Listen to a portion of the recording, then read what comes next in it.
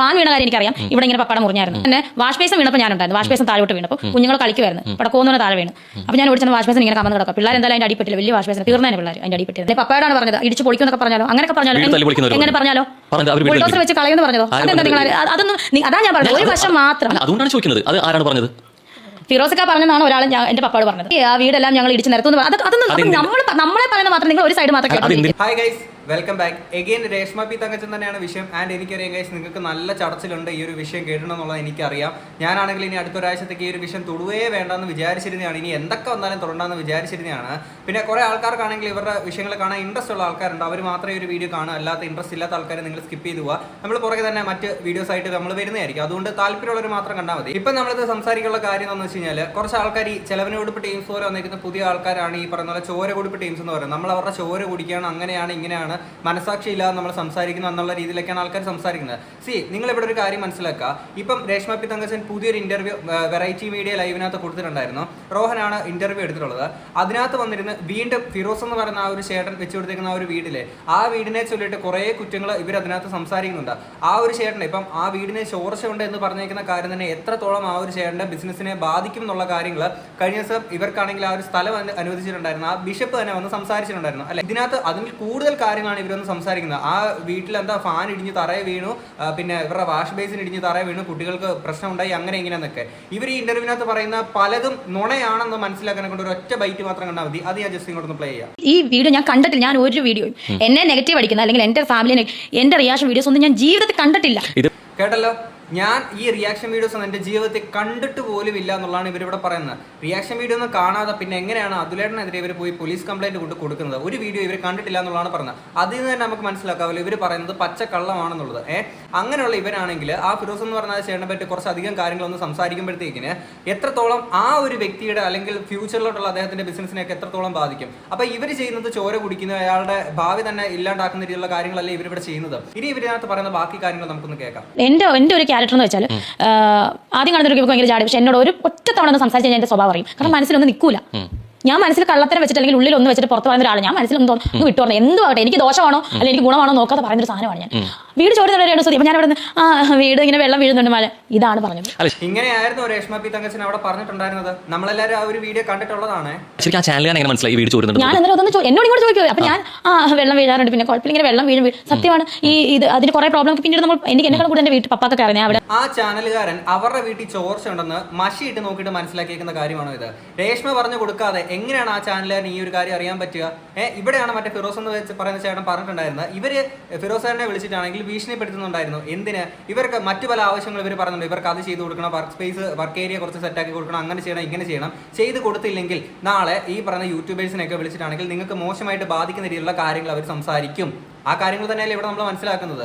അല്ലെങ്കിൽ പിന്നെ ആ ചാനലുകാരൻ എങ്ങനെ അറിയാം? അതിന് വളരെ ക്ലാരിറ്റി ഉള്ള ഉത്തരം ഇവർ പറഞ്ഞാൽ മതിയാവുള്ളൂ. അല്ലെങ്കിൽ ആ ചാനലുകാരൻ വന്ന് പറയട്ടെ ഈ ഒരു ചോദ്യം ചോദിച്ചത് ഇവരെങ്ങനെ മനസ്സിലാക്കിയിട്ടാണെന്നുള്ളത്. എന്തുകൊണ്ടാണ് അങ്ങനെ കുട്ടി കൊടുക്കുന്ന വീട് എന്ന് പറയുമ്പോൾ വീട് പൂട്ടിയിട്ട് ഞാൻ വേറെ വാടകയ്ക്ക് അതിൻ്റെ ഇടയ്ക്ക് വരുന്ന കമന്റ്സുകളും റിയാക്ഷൻസ് വീഡിയോസും മുഴുവൻ പറയുന്നത് ഞങ്ങൾ അവിടെ താമസിക്കുന്നു, ഞാൻ ഇവിടെ താമസിക്കുന്നു. കാരണം വേറെ ഒന്നും ഇതിനുള്ള അടിസ്ഥാനം കിച്ചു പഠിക്കാനാണ് പോയത്. കിച്ചു അവിടെ നിൽക്കാത്തതിന്റെ പേരിലാണ് ഇങ്ങനെ കിടന്ന് പറയുന്നത്. കിച്ചു നിൽക്കാത്തതിന്റെ കാരണം അവൻ അവിടെ കൊല്ലത്ത് നിന്ന് പഠിക്കുന്നു. ഇതിന് മാത്രം കേൾക്കാൻ എന്താ അവിടെ ചെയ്യുന്നത്? ഞങ്ങൾ എന്താ ചെയ്യുന്നതെന്നുള്ള ഞാൻ പറഞ്ഞുതരാം. ഈ ആൾക്കാരൊക്കെ ഇങ്ങനത്തെ ഈ കാര്യങ്ങൾ ചോദിക്കുന്നത് നിങ്ങൾക്കെതിരെ വിമർശനങ്ങൾ വരുന്നത് ഒരിക്കലും നിങ്ങൾ ആ വീട്ടിൽ താമസിക്കുന്നതിന്റെ പ്രശ്നങ്ങളൊന്നുമല്ല. ആ വീട് കിച്ചുവിനും മൃതപ്പിനും വേണ്ടിയിട്ട് കൊടുത്തിട്ടുള്ളതാണെങ്കിൽ കൂടി അത് നിങ്ങൾക്കൂടെ അവകാശപ്പെട്ട കാര്യം. അവരുടെ അമ്മയാണ് നിങ്ങൾ, കൊല്ലം സുധിയുടെ ആണെങ്കിൽ ഭാര്യയാണ് നിങ്ങൾ, നിങ്ങൾക്കൂടെ അവകാശപ്പെട്ടേക്കുന്ന ഒരു വീടാണ്. പക്ഷേ ആൾക്കാർ ഇങ്ങനെ ചോദ്യങ്ങളായിട്ട് വന്നതിന്റെ മെയിൻ റീസൺ എന്താണ്? ഇവിടെ നിങ്ങൾ പറയുന്നുണ്ട് നിങ്ങൾക്ക് ആ ഒരു വീട് വിട്ട് മാറിപ്പോണം, വേറൊരു വാടക വീട്ടിലോട്ട് പോകണം എന്നൊക്കെ ഉള്ളത്. അത് കിച്ചു പറയട്ടെ, അല്ലെങ്കിൽ ആ ഒരു കുഞ്ഞുങ്ങൾ പറയട്ടെ അവർക്ക് വേറെ വീട്ടിലോട്ട് മാറി താമസിക്കണം എന്നുള്ളത്. അവരുടെ പേരിൽ കൊടുത്തേക്കുന്ന വീടല്ലേ. ഇപ്പൊ നിങ്ങൾക്ക് അങ്ങനെ ദാനം കൊടുക്കുന്ന ഇന്നുള്ള പേരിലോട്ട് ആൾക്കാർ പറയാൻ കാരണമായിട്ടുള്ള എപ്പോഴാണ്? നിങ്ങൾ തന്നെയാണ് ഇപ്പം ഈ ഒരു കാര്യങ്ങൾ പറഞ്ഞ് ഇത്രയും വലിയ ചർച്ച ആക്കിയിട്ടുള്ളത്. നിങ്ങൾക്ക് ഇതുപോലെ ദാനം തരുന്ന വീടാണെന്നൊക്കെ ആൾക്കാർ പറഞ്ഞു വന്നു എന്നൊക്കെ ഉള്ളത്. മൈനോറിറ്റി അവിടെ എവിടെയൊക്കെ മേ ബി പറഞ്ഞിട്ടുണ്ടായിരിക്കാം. പക്ഷേ ഇത്ര വൈഡായിട്ട് ആൾക്കാർ പറയാനുള്ള കാരണം എവിടെയാണ്? നിങ്ങളുടെ വീട്ടിൽ നിങ്ങളുടെ ട്രോഫീസ് ആണെങ്കിൽ ട്രോഫീസും അവാർഡും നിങ്ങളുടെ മാത്രമല്ല നിങ്ങളുടെ പ്രതീഷിൻ്റെയും കൂടെ ചേർന്നുള്ള ട്രോഫി അവാർഡും ഒക്കെ ആണെങ്കിൽ വീടിൻ്റെ മുന്നാരത്ത് കൊണ്ടുവെക്കുകയും സുധിച്ചേട്ടൻ്റെ വീടാണെന്ന് പറഞ്ഞ പറഞ്ഞേക്കുന്ന ആളാണ് നിങ്ങൾ അല്ലേ? അതേ സുധിച്ചേട്ടൻ്റെ ട്രോഫിയൊക്കെ കട്ടിലിൻ്റെ അടിയിൽ കൊണ്ടുവെക്കുകയും ചെയ്തപ്പോഴത്തേക്കിന് ആൾക്കാർക്ക് കാണുന്ന ആൾക്കാർക്ക് ഇത് എങ്ങനെയാണ് കണ്ടുകൊണ്ടിരിക്കാൻ പറ്റുക? അവർക്ക് സ്വാഭാവികമായിട്ടും സുധിച്ചേട്ടനെ ഇഷ്ടപ്പെടുന്ന ആൾക്കാരാണെങ്കിലും ഇത് കാണുമ്പോഴത്തേക്കിന് എന്താണ് നിങ്ങൾ ഇങ്ങനെ കാണിക്കുന്നത്? ദാനം തന്ന വീടാണെന്ന് പറഞ്ഞുകൊണ്ട് അങ്ങനെയാണ് ഈ പറഞ്ഞ ടോക്ക് ആണെങ്കിൽ കാര്യങ്ങളൊക്കെ വന്നേക്കുന്നത്. അല്ലാതെ നിങ്ങൾ പറയുന്നത് പോലെ നിങ്ങൾ അവിടെ താമസിക്കുന്നതിന്റെ പേരിലല്ല. അതിനുശേഷം നിങ്ങൾ കാണിച്ചു കൂടുന്ന പ്രവൃത്തികളും നിങ്ങൾ ഈ പബ്ലിക്കിൽ കുറെ കാര്യങ്ങൾ കാണിക്കുന്നുണ്ട്. നിങ്ങൾ തന്നെ കഴിഞ്ഞ ദിവസമാണെങ്കിൽ ഷെബിന് നിങ്ങളുടെ ഒരു ഹോം ടൂർ എടുക്കാൻ വന്നിട്ടുണ്ടായിരുന്നു. അതിനകത്ത് നിങ്ങൾ തന്നെ പറയുന്നുണ്ട്, പ്രതീഷിന്റെ നിങ്ങളുടെ കൂടെ ചേർത്ത അവാർഡ് വെച്ചിട്ട് നിങ്ങൾ പറയുന്നുണ്ട് ഇവിടെ സുധിച്ചേണ്ട കുറെ ട്രോഫി ഉണ്ട്, പക്ഷെ അതൊന്നും ഇവിടെ വെക്കാൻ സ്ഥലമില്ലെന്ന്. എങ്ങനെയാണ് ആ സ്ഥലമില്ലാതായിട്ടുള്ളത്? അതിനൊക്കെ നിങ്ങൾ അത് പറയണം. പറയുമ്പോൾ എല്ലാം കൂടെ പറയണം. അല്ലാതെ വെറുതെ ആൾക്കാർ നിങ്ങൾക്ക് ദാനം തന്നു ഇവിടെ അങ്ങനെ വെറുതെ വേദനിപ്പിക്കുകയല്ലല്ലോ നിങ്ങളെ. നിങ്ങൾ ഓരോന്ന് ചോദിച്ചു വാങ്ങുന്നതല്ലേ. ഈ പറയുന്ന ചോദ്യങ്ങളൊന്നും കിച്ചുവിന്റെ അടുത്ത് ആരും ചോദിക്കുന്നില്ലല്ലോ. എന്തുകൊണ്ടാണ്? അത് തന്നെ നിങ്ങളൊന്ന് ആലോചിച്ച് കഴിഞ്ഞാൽ നിങ്ങൾക്ക് മനസ്സിലാക്കാൻ പറ്റും. ഞാനിപ്പോൾ എന്നെ സംബന്ധിച്ച് ഞാനിപ്പോൾ ഷൂട്ടിന് പോവാം. ആ കുട്ടിക്ക് തന്നെ അവിടെ നിൽക്കുക, പപ്പ അമ്മയാണ് അതിനെ നോക്കുന്നത്. അവരെ ഇറക്കി വിടാൻ പറ്റുമോ? അവർ അഭയാർത്ഥികളായിട്ട് വന്ന് നിൽക്കുന്നു എന്നൊക്കെയാണ് പറയുന്നത് ആൾക്കാർ. ഈ പറഞ്ഞ ആൾ തന്നെ അങ്ങനെയാണ്, അവർ അഭയാർത്ഥികളായിട്ട് വന്ന് നിൽക്കുന്നു. ഞങ്ങളെ ഉദ്ദേശമല്ല വീട് തന്നത്, സുചേന്റെ വീട്ടുകാരെ ഉദ്ദേശമാണ് വീട്. ഇപ്പോഴാണ് ഇതൊക്കെ ഉദ്ദേശമാണ് സുചേന്റെ മക്കൾക്ക് ഇവർ വീട് കൊടുത്തത്. സുചേന്റെ മക്കൾക്ക് ആ മരിച്ചുപോയാളുടെ മക്കൾക്കല്ലേ വീട് കൊടുത്തത്, ഇന്നൊരു ഉദ്ദേശമൊന്നുമല്ല കൊടുത്തത്. ആ കുഞ്ഞിനെ നോക്കാൻ വേണ്ടിയിട്ടാണ് നമ്മൾ അവിടെ നിൽക്കുന്നത്. അല്ലെങ്കിൽ എൻ്റെ അപ്പനും അമ്മയോട് നിൽക്കുന്നത്. 5 വയസ്സുള്ള കൊച്ചിനെ ഒറ്റയ്ക്കാക്കിയിട്ട് എനിക്ക് പോകാൻ പറ്റുമോ? എനിക്ക് എന്തായാലും അവിടെ ഒറ്റയ്ക്ക് നിൽക്കാൻ പറ്റുമോ? നമുക്ക് ആരാ ഉള്ളത്? അപ്പനും അമ്മയോട് പ്രായമാണെങ്കിൽ അവർക്ക് 62-63 വയസ്സുണ്ട്. അവർ നോക്കുന്നില്ല ഇപ്പോഴും. അപ്പൊ പിന്നെ അവരവിടെ നിൽക്കുന്നത് എന്തിനാണ് ഈ കുറ്റം പറയുന്ന ആൾക്കാർ? ഈ പ്രായത്തിലും ഇത്രയും പ്രായമായിട്ടും നിങ്ങളുടെ കുഞ്ഞുങ്ങളെ നോക്കാൻ വേണ്ടി ആ ഒരു അച്ഛനും അമ്മയും അവിടെ വന്നിരിക്കുന്നത് വളരെ നല്ലൊരു കാര്യം, ഒരിക്കലും മോശമായിട്ട് പറയുന്നില്ല. പക്ഷേ ആ വീട്ടിൽ അവർ മാത്രമാണോ താമസിക്കുന്നത്? ഇവിടെ നിങ്ങളുടെ സഹോദരി തന്നെ പറഞ്ഞേക്കുന്ന ഒരു കാര്യമായിരുന്നു, നിങ്ങൾ തൊട്ട് പുറകിലാണ് ഒരു വാടക വീട് എടുത്തിട്ടുണ്ട്, അവരെ നോക്കാൻ വേണ്ടി അങ്ങനെയാണ് ഇങ്ങനെയാണെന്നൊക്കെ പറഞ്ഞേക്കുന്നത് ഇതേ ആൾക്കാർ അല്ലെ. വാടക വീട് എടുത്തു, അവരെ നോക്കാൻ വേണ്ടിയാണ് ഞങ്ങൾ അങ്ങനെ ഒരു വാടക വീട് പുറകിൽ എടുത്തിട്ട് നിൽക്കുന്നതെന്ന് പറഞ്ഞാൽ ഇതേ ആൾക്കാർ ഇപ്പൊ ആ വാടക വീട്ടിലല്ലേ ആ പറഞ്ഞേക്കുന്ന വ്യക്തികൾ താമസിക്കുന്നത്. ഇപ്പൊ ആ വീട്ടിൽ അച്ഛനും അമ്മയും മാത്രമാണോ ഉള്ളത്? അതോടെ നിങ്ങൾ പറയുമ്പോൾ എല്ലാം കൂടെ ചേർത്ത് പറയേണ്ടതാണ്. പിന്നെ ഇപ്പോൾ പറഞ്ഞതിൻ്റെ കൂട്ടത്തിൽ ഒരു കാര്യം കൂടെ ചേർത്ത് പറയാം. സുധിച്ചേട്ടൻ ജീവനോട് ഇരുന്ന ടൈമിൽ പറഞ്ഞേക്കുന്ന ഒരു കാര്യം ഉണ്ടായിരുന്നു. കുഞ്ഞുങ്ങളെ നോക്കാൻ ആരും ഇല്ലാതിരുന്ന ടൈമിലാണെങ്കിൽ അദ്ദേഹം സ്റ്റേജ് ഷോസിലും പരിപാടിക്കൊക്കെ പോകുന്ന ടൈമിൽ ബാക്ക് സ്റ്റേജിൽ ബാക്കി തൻ്റെ സുഹൃത്തുക്കളുടെ കയ്യിലൊക്കെ കുഞ്ഞിനെ ഏൽപ്പിച്ചിട്ടായിരുന്നു ഇതുപോലെ ഷോസ് ചെയ്തിട്ട് തിരിച്ചിറങ്ങി വന്നിട്ടുണ്ടായിരുന്നത്. ആ രീതിയിൽ നടന്നേക്കുന്ന ഒരു വ്യക്തിയായിരുന്നു അദ്ദേഹം. ആ സ്ഥാനത്ത് നിങ്ങൾ വന്ന് പറഞ്ഞത് നിങ്ങൾക്ക് ഇത്രയും പരിപാടി കാര്യങ്ങളൊക്കെ ഉള്ളതുകൊണ്ട് അത്രയും തിരക്കുള്ളത് കൊണ്ട് ആ കുഞ്ഞുങ്ങളെ നോക്കാൻ പറ്റുന്നില്ല എന്നുള്ളതാണ്. കഴിഞ്ഞ ദിവസമാണെങ്കിൽ കിച്ചു തൻ്റെ 100K അടിച്ചപ്പോൾ ആ ലൈവിനകത്ത് തന്നെ ആൾക്കാർ ചോദിച്ചപ്പോൾ പറയുന്നുണ്ട്, ഇപ്പം തൻ്റെ അമ്മയാണെങ്കിൽ തന്നെ വിളിച്ചിട്ടുണ്ടായിരുന്നില്ല, കാര്യം തിരക്കാണ്, ഷൂട്ട് കാര്യങ്ങളൊക്കെ ആയിട്ട് തിരക്കാണ്, വിളിക്കുക പോലും ചെയ്യാനെ കൊണ്ട് അത്രയും വലിയ തിരക്കാണോ നിങ്ങൾക്ക്? ഇതിപ്പം ഒരു വർക്ക് ഏരിയയുടെ കാര്യം ആവശ്യപ്പെട്ടതല്ല, നമുക്ക് പൈസ കിട്ടുമ്പോൾ നമ്മൾ പതുക്കെ ചെയ്യാനാണ് എന്റെ വീട്ടിൽ നിന്ന് പറഞ്ഞത്. അപ്പൊ അല്ലാതെ അവര് ചെയ്യണോ നിന്ന് വരെ പറഞ്ഞു. അങ്ങനെ ഒരു ആൾക്കാരെ അല്ല ഞങ്ങൾ നമ്മൾ ചെയ്യണോ. ഇവരൊന്നും ആവശ്യപ്പെട്ടിട്ടില്ല, ഒരു അക്ഷരം പോലും മിണ്ടിയിട്ടില്ല, ഒന്നും പറഞ്ഞിട്ടില്ല ഇവര്. അപ്പം ആ ഫിറോസ് എന്ന് പറഞ്ഞ ചേട്ടൻ പച്ച കള്ളമാണ് പറഞ്ഞേക്കുന്നത്. ഇതൊന്നും ഇവർ ആവശ്യപ്പെട്ടിട്ടില്ല, ഭീഷണിപ്പെടുത്തിയിട്ടില്ല, ഒക്കെയാണ് ഇവർ പറഞ്ഞുകൊണ്ടിരിക്കുന്നത്. ഇനി ഇതിനകത്ത് പറയുന്ന വേറെ കുറച്ച് കാര്യങ്ങളുണ്ട്, അതോടെ നമുക്ക് നോക്കാം. ഇതിനെപ്പറ്റി ഒന്നും ചോദിക്കാറില്ല. ഞാൻ ഇവിടെ വല്ലപ്പോഴും ചെന്നാൽ മുറിയിൽ ചെന്ന് കിടന്നുറങ്ങും, കൊച്ചുങ്ങളെ കാണും, തിരിച്ച് ഷൂട്ടിന് പോയി. കുറെ ഒരു 6 മാസമായിട്ട് തന്നെ നാടകം ഉണ്ടായിരുന്നു മുന്നേ. ഈ ഷൂട്ട് തുടങ്ങുന്ന നാടകത്തിനകത്ത് ഇങ്ങനെ സജീവമായിരുന്നു. അപ്പൊ ഞാൻ വീട്ടിൽ ഇല്ലായിരുന്നു. ഇന്നലെ പോലും വീട്ടിൽ ചെന്നിട്ട് ഇന്നലെ രാവിലെ വന്നു. അതായത് കഴിഞ്ഞ കുറെ കാലമായിട്ട് ആ ഒരു വീട്ടില് ഈ രേഷ്മ പി തങ്കച്ചൻ പോകാറില്ല, താമസിക്കില്ല. വല്ലപ്പോഴും വല്ലതും ചെന്ന് വീട്ടിലൊന്ന് കിടക്കും, അത്ര മാത്രമേ ഉള്ളൂ. അപ്പോൾ ബാക്കി ഫുള്ള് അവർക്ക് തിരക്ക് കാര്യങ്ങളായി. ഇത് ഞാൻ കഴിഞ്ഞ വീടിക്കകത്ത് പറയണം, അവർക്ക് ആ ഒരു വീട് വിട്ട് മാറിയിട്ട് അതിനകത്തുനിന്ന് കിട്ടുന്ന പൈസയും കൊണ്ട് ചിലപ്പോൾ ഇവർക്ക് ഒരു കൊച്ചിലൊക്കെ ഒരു ഫ്ലാറ്റ് എടുക്കണമെന്നൊക്കെ ആഗ്രഹം ഉണ്ടെങ്കിൽ മേ ബി അതൊക്കെ ആയിരിക്കും. അതുകൊണ്ടായിരിക്കണമല്ലോ ഈ പറഞ്ഞാൽ അവിടെ നോക്കിയാൽ വല്ല വാടക വീട്ടിലോട്ട് അങ്ങോട്ടും ഇങ്ങോട്ടും മാറണമെന്നൊക്കെ പറയുന്നത്. അല്ലെങ്കിൽ പിന്നെ അവിടുത്തെ ഒരു കാര്യം ഇവർക്ക് അറിയത്തില്ല, അങ്ങോട്ട് തിരിഞ്ഞ് നോക്കാറ് പോലും. പക്ഷേ ഈ കാര്യങ്ങളൊക്കെ വളരെ കൃത്യമായിട്ട് അറിയാം, അവിടെ ചോർച്ചയാണ്, അങ്ങനെയാണ് ഇങ്ങനെയാണെന്നൊക്കെ ഉള്ളത്. അത് വീട്ടുകാർ പറഞ്ഞു കൊടുത്തേക്കുന്ന അറിവാണെന്നുള്ളതാണ് ഇവർ പറയുന്നത്. പക്ഷേ ഇതൊക്കെ പബ്ലിക്കായിട്ട് വന്നവർ പറയുമ്പോൾ അയാൾക്ക് എത്രത്തോളം മോശമായിട്ട് ബാധിക്കുന്ന ആലോചിക്കണ്ടേ. ഈ മോശമായിട്ട് കുറച്ചുകൂടെ ബാധിക്കുന്ന രീതിയിൽ കുറച്ച് കാര്യങ്ങളൂടെ പറയുന്നുണ്ട്. അതുകൊണ്ട് എനിക്ക് ഇതിനെപ്പറ്റി ഡീറ്റെയിൽ പറയാൻ എനിക്കറിയില്ല. ഫാൻ വീണ കാര്യം എനിക്കറിയാം, ഇവിടെ ഇങ്ങനെ പപ്പടം മുറിഞ്ഞായിരുന്നു. അപ്പോൾ അതിനെപ്പറ്റിയൊക്കെ പപ്പ പിന്നീട് പറയും. അതുപോലെ തന്നെ വാഷ് ബേസിൻ വീണപ്പോൾ ഞാനുണ്ടായിരുന്നു. വാഷ് ബേസിൻ താഴോട്ട് വീണപ്പോൾ കുഞ്ഞുങ്ങൾ കളിക്കുമായിരുന്നു, ഇവിടെ കോന്നൂനെ താഴെ വീണ്. അപ്പോൾ ഞാൻ ഓടിച്ചെന്ന് വാഷ് ബേസിൻ ഇങ്ങനെ കമന്ന് കിടക്കാം. പിള്ളേർ എന്തായാലും അതിൻ്റെ അടിപ്പെട്ടില്ല, വലിയ വാഷ് ബേസിൻ തീർന്നതിന് പിള്ളേർ അതിൻ്റെ അടിപ്പെട്ടിരുന്നെങ്കിൽ പിന്നെ അത് ആരോ ചെയ്ത് പണിക്കാരെ കൊണ്ട് വെച്ചു. ഫാൻ പൊട്ടി തറയെ വീണു, വാഷ് ബേസിൻ ആണെങ്കിൽ ചരിഞ്ഞ് വീണു, എന്നിട്ട് കുട്ടികളുടെ അടിയിൽ എന്തോ ഭാഗത്തിന് പെട്ടില്ല എന്നുള്ള കാര്യങ്ങളാണ് ഇവിടെ പറഞ്ഞിരിക്കുന്നത്. എത്രയും സീരിയസ് ആയിട്ടുള്ള കാര്യമാണ് പറയുന്നത്. കാര്യം അത്രയും വലിയ പ്രശ്നങ്ങൾ ആ ഒരു വീടിനുണ്ടോ? അങ്ങനെയാണെങ്കിൽ ആ ഒരു വീടിന് ചോർച്ചയുണ്ട് എന്നുള്ള കാര്യം പറഞ്ഞതിൻ്റെ കൂടുതൽ ഇവർ ഇതും പറയൂലായിരുന്നു. ഇപ്പൊ വന്നിട്ട് വീണ്ടും പറയുന്ന കാര്യങ്ങളാണ്. ഇവിടെ ഇവർ പറയുന്ന കള്ളമാണോ സത്യമാണോ എന്നുള്ളത് നമുക്കറിയത്തില്ല. ഈ ഇവർ പറയുന്നത് സത്യമാണെന്നുണ്ടെങ്കിൽ നിങ്ങളുടെ ഒപ്പം മാത്രമേ നമ്മൾ നിൽക്കുള്ളൂ. അല്ലാതെ രേഷ്മ പി തങ്കച്ചൻ എന്ത് പറഞ്ഞാലും നമ്മൾ അതിനെ കൂട്ട് നിൽക്കില്ല, സപ്പോർട്ട് ചെയ്യില്ല എന്നൊന്നും അല്ല പറയുന്നത്. ന്യായം എവിടെയാണോ അതിൻ്റെ ഒപ്പം നമ്മൾ നിൽക്കുള്ളൂ. അത് രേഷ്മ പി തങ്കച്ചനായാലും ഫിറോസ് എന്ന് പറയുന്ന ആ ചേട്ടനാണെങ്കിലും ആരാണെങ്കിലും ന്യായം എവിടെയോ അവിടെ മാത്രമേ നമ്മൾ നിൽക്കുള്ളൂ. പക്ഷെ നിങ്ങൾ ഈ പറയുന്നത് കള്ളമാണെങ്കിൽ ആ മനുഷ്യൻ്റെ ഇനിയുള്ള മുന്നോട്ടുള്ള വർക്കിനേക്ക് എത്രത്തോളം ബാധിക്കുന്നുള്ളത് നിങ്ങൾ തന്നെ ഒന്ന് ആലോചിച്ച് നോക്കുക. ഓക്കെ, കാര്യം ഒരാൾ സഹായം ചെയ്ത് കൊടുത്തതാണ് അല്ലേ? അങ്ങനെയാണെങ്കിൽ കൂടി അയാൾക്ക് അത്രത്തോളം മോശമായിട്ട് ബാധിക്കുന്ന രീതിയിലല്ല ഇവർ ഇപ്പം പറഞ്ഞേക്കുന്ന ഒരു സ്റ്റേറ്റ്മെന്റ്. നാളെ ഇനി അദ്ദേഹം ഒരാൾക്ക് ഒരു വീട് വെച്ച് കൊടുക്കാന്നുള്ള ഡീൽ പറയുമ്പോഴത്തേക്കും ആൾക്കാർ പേടിക്കൂലേടി, അദ്ദേഹത്തിന്റെ വർക്കിനെ ബാധിക്കും അല്ലേ? ഇനി അദ്ദേഹത്തിന്റെ കഞ്ഞുകൂടി മുട്ടുന്ന രീതിയിലുള്ള കാര്യങ്ങളല്ലേ ഇവർ പറഞ്ഞേക്കുന്നത്. സത്യത്തിൽ ആരാണ് ഇവിടെ ചോര കുടിച്ചുകൊണ്ടിരിക്കുന്നത്? ഇവർക്കൊരാൾ സഹായം ചെയ്ത് കൊടുത്തപ്പോഴത്തേക്കിന് ആ മനുഷ്യന്റെ കഞ്ഞുകൂടി മുട്ടിക്കുന്ന രീതിയിലുള്ള പരിപാടി ചെയ്തേക്കുന്നത് ഇവരെ ചെയ്യുന്നപ്പോൾ എന്താണ്? പോസ്റ്റ് വന്നിരുന്നെങ്കിൽ അവർ ഇതുവരെ ചെയ്തതിൽ ഏറ്റവും വലിയ പ്രൊജക്ട് ആയിരുന്നു സുധീർ മുന്നോട്ട് കാണുമ്പോൾ ആ വീടിന്റെ അവസ്ഥ കാണുമ്പോൾ നമുക്ക് മനസ്സിലാവും. ഇപ്പോഴേ ഞാൻ കളിയാവും. ഇനി ഇത് ഇറങ്ങി കഴിയുമ്പോൾ രേണുസുതി കളിയാവും. രേണുസുതിയുടെ കള്ളങ്ങൾ നമുക്ക് ഇതെന്തോ വൈരാഗ്യം വെച്ച് സംസാരിക്കുന്ന പോലെ കേട്ടോ എനിക്ക് പേഴ്സണലി ഫീൽ ചെയ്യുന്നത്. കാര്യം ഇനി മുന്നോട്ടുള്ള ദിവസങ്ങളിൽ നമുക്ക് കാണാം, നമുക്ക് നോക്കാം, വരും ദിവസങ്ങളിൽ കാണാം എന്നൊക്കെ പറയുമ്പോഴത്തേക്കിന് ഇനിയിപ്പോൾ നാളെ ഇവർ ആ വീടിന് എന്തെങ്കിലും വേണ്ടാത്ത പരിപാടി കാണിച്ചിട്ട് ചെയ്താലും നേരെ ആ ഫിറോസ് എന്ന് പറഞ്ഞാൽ ചേട്ടൻ മണ്ടയ്ക്കാനല്ലേ വീഴുള്ളൂ. എങ്ങനെയാണ് ഇതൊക്കെ നമ്മൾ വിശ്വസിക്കുന്നത്? ഹോം ടൂറിലാണെങ്കിൽ തന്നെ ഇപ്പൊ നമ്മുടെ ഹോം ടൂറിലൊക്കെ നമ്മൾ വീട് കുറേ പേര് ആ സമയത്ത് ഒരു മാസമല്ലേ ആയുള്ളൂ. അപ്പോൾ ഞാൻ പറയുന്നത് ശരിക്കും അങ്ങനെ വീട് തന്നു കഴിഞ്ഞിട്ട് അത് മെയിൻറ്റെയിൻ ചെയ്യാൻ പറയുന്നത് താമസിക്കുന്ന നിങ്ങളുടെ ഉത്തരവാദിത്തം കൂടിയല്ലേ? ഇല്ല, മെയിൻറ്റെയിൻ ചെയ്യാന്ന് വെച്ചാൽ താമസിക്കും. നമുക്ക് ആ ഒരു പൈസ ആയിട്ടില്ല, നമുക്ക് മെയിൻറ്റെയിൻ ചെയ്യേണ്ടതായിട്ടുള്ള പൈസ ഒന്നും ആയിട്ടില്ല. ആകുമ്പോൾ നമ്മൾ ചെയ്യും. ഇത്രയും വർക്കും ഇത്രയും ഇന്റർവ്യൂസ് ഇത്രയും ഹോം ടൂർ ഇതൊക്കെ വന്നിട്ട് നിങ്ങൾക്ക് പൈസ കിട്ടുന്നില്ല. പൈസ കിട്ടുന്നില്ലെങ്കിൽ പിന്നെ നിങ്ങൾ എന്തിനാണ് ഈ വർക്കിന് കാര്യങ്ങളൊക്കെ പോകുന്നത്? എത്ര വർക്കിന് പോയാലും, അതായത് വീട്ടിൽ പോലും ഇവർ കയറിയിട്ടില്ല, അമ്മാതിരി തിരക്കാണെന്ന് പറയുന്ന ഇതേ വ്യക്തിയുടെ കയ്യിൽ 1 രൂപ പോലും എടുക്കാനില്ല ഇതിന്റെ മെയിൻ്റെനൻസ് ചെയ്യാനും ഒന്നിനും. ഇതൊക്കെ നമ്മൾ വിശ്വസിക്കണമല്ലേ? നിങ്ങളൊരു ഇന്റർവ്യൂവിന് എത്ര വാങ്ങുന്നതെന്നുള്ളത് നമുക്കറിയാം. പിന്നെ ഈ ഹോം ടൂറിനാണെങ്കിലും ഈ ഫിറോസ് എന്ന് പറയുന്ന ചേട്ടൻ്റെ അടുത്ത് തന്നെ നിങ്ങൾ പറഞ്ഞേക്കുന്ന കാര്യമാണ്, ഈ പറയുന്ന പോലെ 15,000 രൂപ ഉണ്ടെങ്കിൽ മാത്രമേ നിങ്ങൾക്ക് ആ ഒരു ഹോം ടൂർ എടുക്കാനെ കൊണ്ട് ആ ചേട്ടന് ഒരു പ്രൊമോഷൻ കൊടുക്കാൻ വേണ്ടിയിട്ട് വേറൊരു മീഡിയ നിങ്ങളെ കോൺടാക്ട് ചെയ്തപ്പോൾ നിങ്ങൾ പറഞ്ഞേക്കുന്ന കാര്യം. എന്നിട്ട് ഇത്രയൊക്കെ പറഞ്ഞിട്ട് നിങ്ങളുടെ കയ്യിൽ പൈസ ഇല്ല. കാര്യം വീട്ടിൽ പോലും കയറാൻ പോലും അത്രത്തോളം തിരക്കുള്ള ഒരു വ്യക്തിയാണ്. എന്നിട്ട് നിങ്ങളുടെ കയ്യിൽ പൈസ ഇല്ല അതിന്റെ മെയിൻ്റെനൻസ് ചെയ്യാനൊക്കെ ഉണ്ട്. എനിക്ക് അങ്ങനെയില്ല. കാരണം ചോരുന്നുണ്ട്. ഞാൻ വേറൊന്നും പറഞ്ഞില്ലല്ലോ, ചോരുന്നുണ്ട്.